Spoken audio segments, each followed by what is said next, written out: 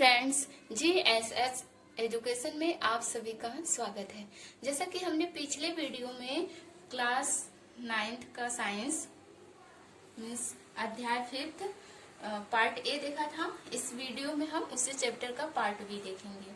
तो part B में हम देखें सबसे पहले प्लाज्मा झिल्ली के बारे में देखेंगे। तो प्लाज्मा झिल्ली को हम कोशिका झिल्ली भी कहते हैं, मीन्स प्लाज्मा मेम्ब्रेन या सेल मेम्ब्रेन। ओके, यह कोशिका की सबसे बाहरी परत है जो कोशिका के घटकों को बाहरी पर्यावरण से अलग करती है।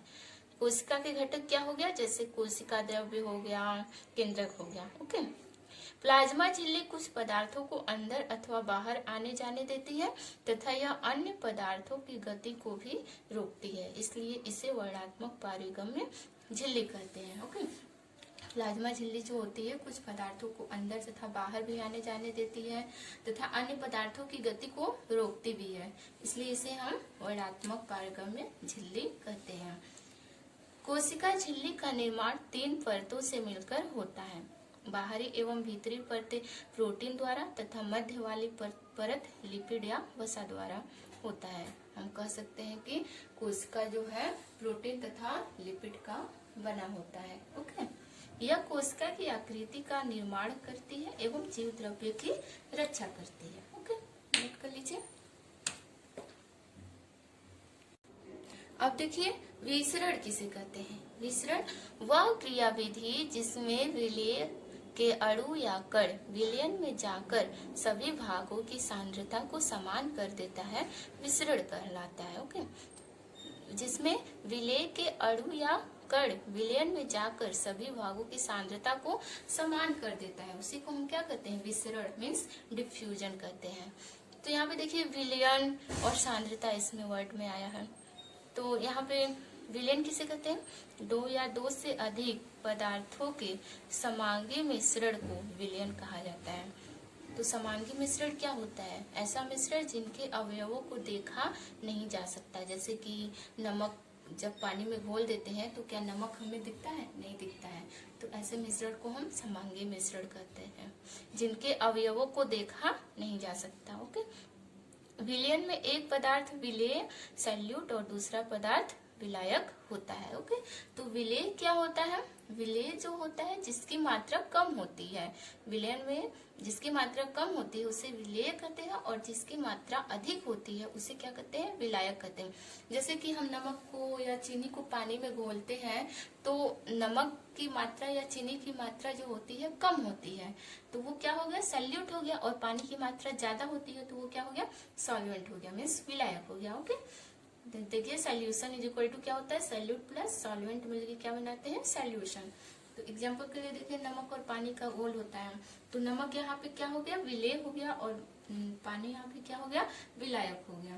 तो यहाँ पे हम कह सकते हैं कि जिसको घोलते हैं वो क्या होता है, विलेय, और जिसमें घोलते हैं वो क्या होता है, विलायक। ओके, अब देखिए सांद्रता यानी कंसंट्रेशन किसे कहते हैं, किसी विलयन की सांद्रता उस विलयन की इकाई आयतन में उपस्थित पदार्थ की मात्रा होती है। इकाई आयतन में उपस्थित जो पदार्थ की मात्रा होती है उसी को हम क्या कहते हैं, सांद्रता कहते हैं। ओके, सांद्रता को हम विलेय के लिए भी प्रयुक्त कर सकते हैं, मतलब सांद्रता जो होता है विलयन में उपस्थित विलेयों के लिए भी प्रयुक्त होता है। ओके, नोट कर लीजिए।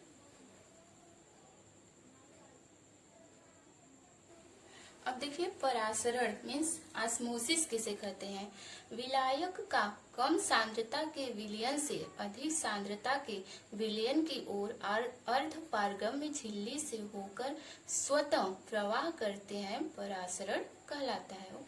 जो विलायक होता है कम सांद्रता के विलयन से अधिक सांद्रता के विलयन की ओर अर्ध पारगम्य झिल्ली से होकर स्वतः प्रवाह करते हैं, तो उसे क्या कहते हैं, परासरण कहते हैं।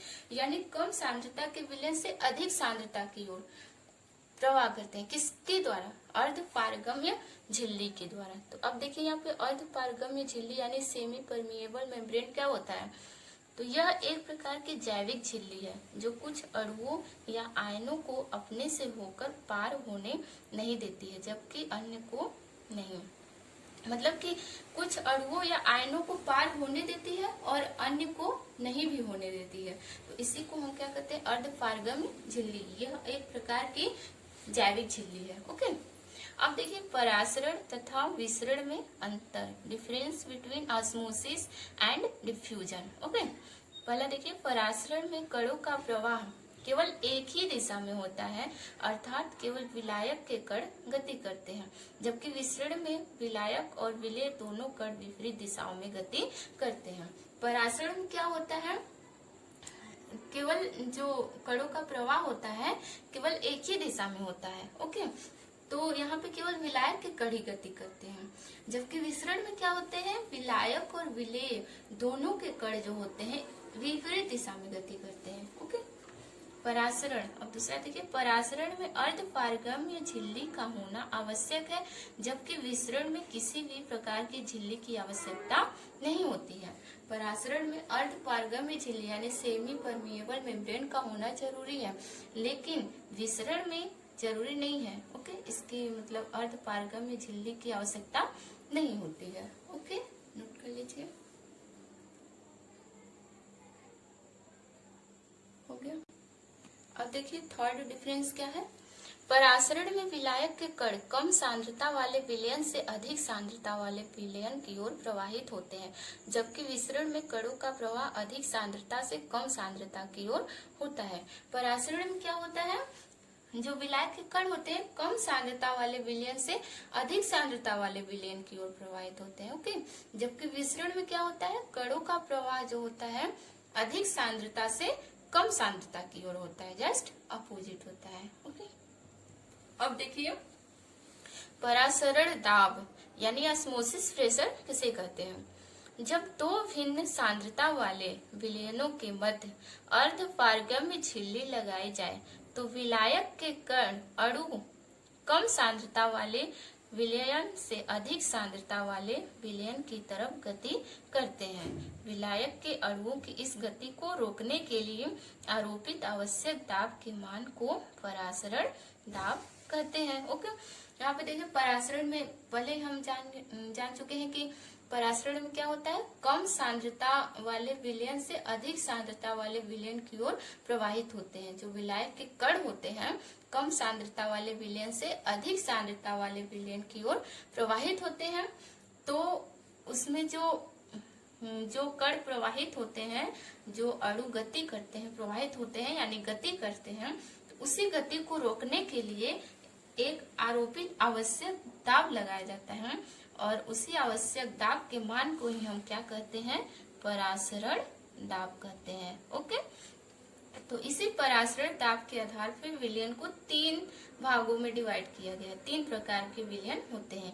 पहला है समपरासरी विलयन यानी आइसोटोनिक सॉल्यूशन, दूसरा है अल्प परासरी विलयन हाइपरटोनिक सॉल्यूशन, तीसरा है अति परासरी विलयन हाइपोटोनिक सॉल्यूशन। ओके, नोट कर लीजिए। हो गया।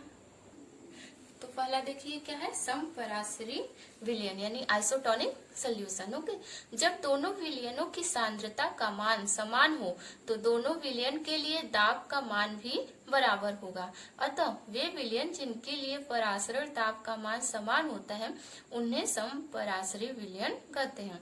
हम कह सकते हैं कि जब दोनों विलयन की सांद्रता का मान समान हो, मान लीजिए 2 विलयन है तो एक C1 है, एक का C1 है, एक का सांद्रता क्या है C1 है और दूसरे का सांद्रता क्या है C2 है। ओके, कंसंट्रेशन एक का C1 है और एक विलयन का C2 है।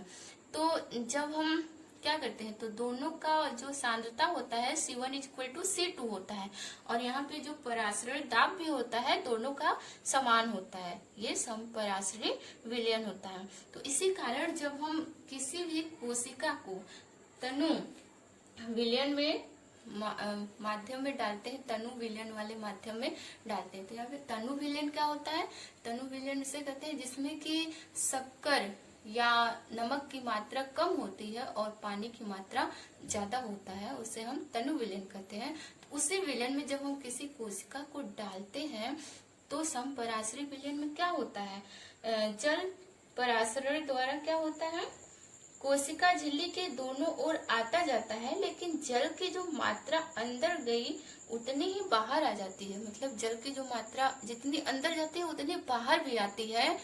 इसी कारण क्या होता है, कोशिका के माप में कोई प्रभाव नहीं पड़ता है। उसका जो साइज होता है वो उतने का उतना ही रहता है। ओके, क्यों? क्योंकि उसका जो विलेन की जो सांद्रता होती है दोनों विलेन की वो समान होती है। ओके, और उसका परासरण दाब भी समान होता है। इसी कारण जो कोशिका के माप में जो कोई भी परिवर्तन नहीं होता है। अब दूसरा देखिए, अल्प पराश्रयी विलयन। अल्प पराश्रयी विलयन किसे कहते हैं?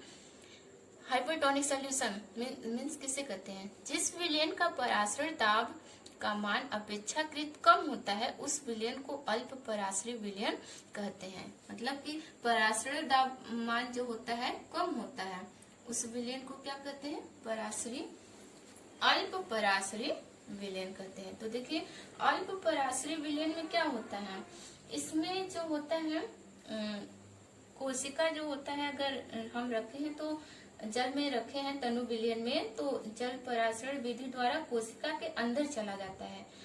अंदर चले जाने के कारण क्या होता है, जो जल का जो अणु होता है कोशिका झिल्ली के दोनों ओर आवागमन करने लगता है। ओके, तो लेकिन कोशिका के अंदर जाने वाले जो जल की मात्रा होती है वो कोशिका से बाहर आने वाले जल की मात्रा से अधिक होती है। मतलब जो कोशिका के अंदर जाने वाले जल की मात्रा होती है वो कोशिका से बाहर आने वाले जल की मात्रा से अधिक होती है। तो यहाँ पे देखिए, जिस विलयन का परासरण दाब का मान अपेक्षाकृत कम होता है। ओके, तो जो मतलब कोशिका के अंदर जाने वाली जो विलयन होती है, कोशिका के अंदर जाने वाले जल की मात्रा कोशिका से बाहर आने वाले जल की मात्रा से अधिक होती है। तो इससे क्या होता है, कोशिका के अंदर जल की मात्रा ज्यादा हो जाती है, इससे कोशिका फूलने लगती है। ओके, तो इसमें क्या होता है, अल्प पराश्रयी विलयन में जो दाब का परासरण दाब का मान अपेक्षाकृत कम होता है, और इसी कारण क्या होता है, जो हमारी कोशिका होती है उसकी साइज बढ़ जाती है, फूल जाती है। क्यों?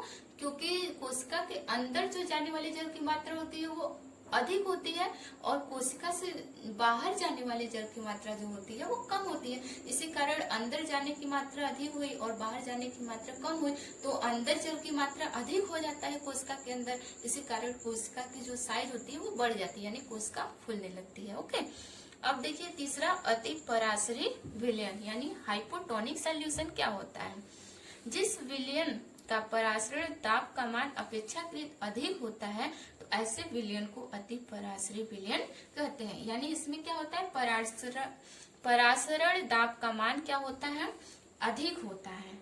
ओके, ऐसे विलयन को हम क्या कहते हैं, अति पराश्रयी विलयन। तो इसमें अति पराश्रयी विलयन में क्या होता है, जो कोशिका के अंदर जो जाने वाली जल की मात्रा होती है वो कम होती है और कोशिका के बाहर जो जाने वाली जल की मात्रा होती है वो अधिक होती है। इसी कारण क्या होता है, कोशिका से मतलब कोशिका में जो होती है जल की मात्रा कम हो जाती है। इसी कारण जो होती है कोशिका की साइज जो होती है सिकुड़ जाती है, यानी छोटा हो जाता है। ओके, क्यों? क्योंकि यहाँ पे परासरण दाब का मान जो होता है अपेक्षाकृत अधिक होता है। इसी कारण इसमें क्या होता है, कोशिका की माप जो होती है छोटी हो जाती है, सिकुड़ जाती है। ओके, तो ऐसे विलयन को हम क्या कहते हैं, अति पराश्रयी विलयन। ओके, नोट कर लीजिए, हो गया। ओके, पार्ट बी में बस इतना ही। अब इसके आगे हम पार्ट सी में और अगला इसी चैप्टर का हम पार्ट सी पढ़ेंगे अगले वीडियो में। ओके, धन्यवाद। अगर आपको मेरी वीडियो पसंद आई हो तो शेयर कीजिए, लाइक कीजिए। बहुत बहुत धन्यवाद।